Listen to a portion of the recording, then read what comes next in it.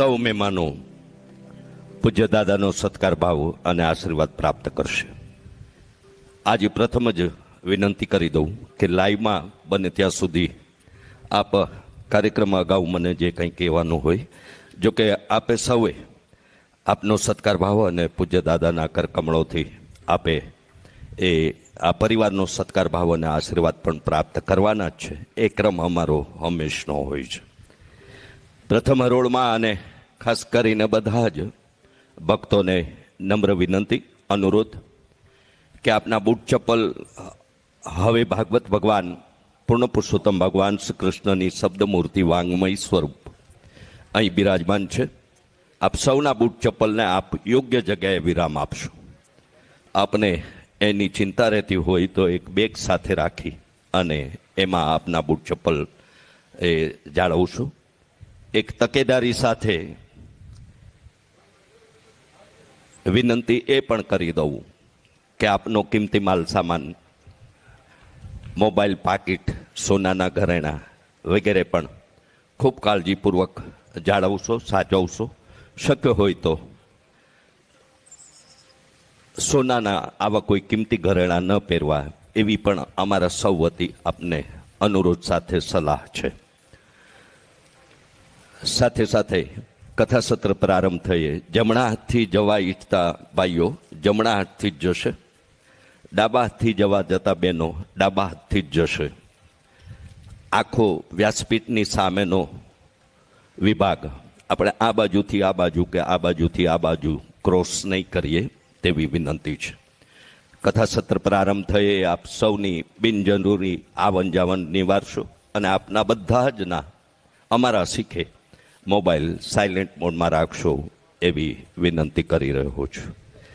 આવો આણંદની પવિત્ર ભૂમિ પર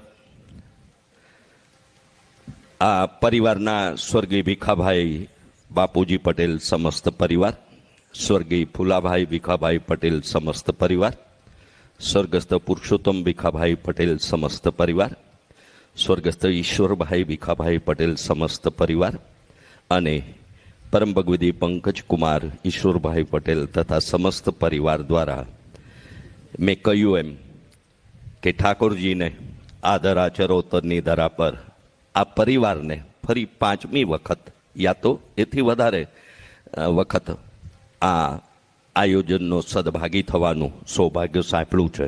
એ પરિવાર માટે આનંદનો વિષય છે જ, પણ સાથે સાથે આપણા સૌ માટે પણ એટલી જ આનંદની ઘડી છે કે આવા સદભાગી પરિવારોના આયોજનથી આપણે બધા જ આ સત્સંગના, આ રસામૃતના ભાગીદાર બની શકીએ છીએ. આગળ જે જગ્યા ખાલી છે ત્યાં બધા ભાઈઓ બહેનો સ્થાન લઈ લેશે, જેથી આ પ્રસંગનો એક વ્યવસ્થિત આપણે ડેકોરમ જાળવી શકીશું. ઝડપથી આવી જજો, અવાજ કર્યા વગર.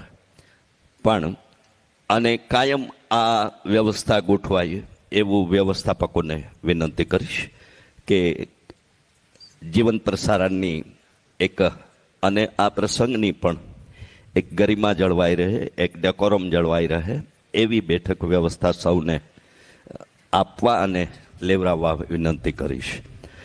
શ્રીમદ ભાગવત કથાનું મહાત્મ્ય અતુલ્ય અને અવર્ણનીય છે. સતત ભાગવતી ગંગાનો પ્રવાહ પૂજ્ય દાદાના શ્રી મુખેથી આપણે સૌ જાણીએ છીએ કે મહેસાણા જિલ્લાના વિજાપુર તાલુકાના કુકરવાડા ગામમાં હજુ ગઈકાલે જ બપોરે 1 વાગે કુકરવાડાના એ આયોજને વિરામ લીધો. ફરી આજે આણંદમાં શોભનાબેન પટેલ પરિવારના સદભાગીપણાથી ભાગવતી ગંગા આ આણંદની ધરા પર આજથી વહેવા જઈ રહી છે. ત્યારે આપ સૌનું, શોભનાબેન પંકજકુમાર પટેલ પરિવાર અને તેમના પરિવારજનો, કુટુંબીજનો, સ્નેહી સ્વજનો, શુભેચ્છકો મિત્રો, આ નગરના અને આસપાસના નગરના નગરજનો, શ્રોતા ભક્ત ભાઈ બહેનો, નિમંત્રિત મહાનુભાવ, લક્ષ TV channel, Radhe Radhe official YouTube channel અને ઓક્સ યુટ્યુબ ચેનલના જીવંત પ્રસારણના માધ્યમથી આ રસામૃત ગ્રહણ કરી રહેલા સૌનું શોભનાબેન પટેલ પરિવાર વતી હાર્દિક સ્વાગત કરીએ છીએ. આપણે નિત્ય સમયસર અને શાંતિમય રીતે આ રસામૃતનો રસ ગ્રહણ કરીશું અને સૌનો એમાં સહકાર મળી રહેશે એવી અપેક્ષા અને આશા રાખીએ છીએ. ચરોતરની ધરાની ઠાકોરજી લગભગ આસપાસના ફરી નજીકના દિવસોમાં પણ એ વાત પછી આપણે લઈશું. આ જ વિસ્તારમાં પધારી રહ્યા છે. આપણા સૌનું સદભાગ્ય ગણાય કે આપણને ઠાકોરજીના દિવ્ય દર્શન અને એના ગુણાનુવાદ અને ચરિત્રનો આ રસ અમૃતનું પાન કરવાનો સતત અને અવિરત જે અવસર અને મોકો પ્રાપ્ત થઈ રહ્યો છે એ આપણા સૌનું સદભાગ્ય હોઈ શકે.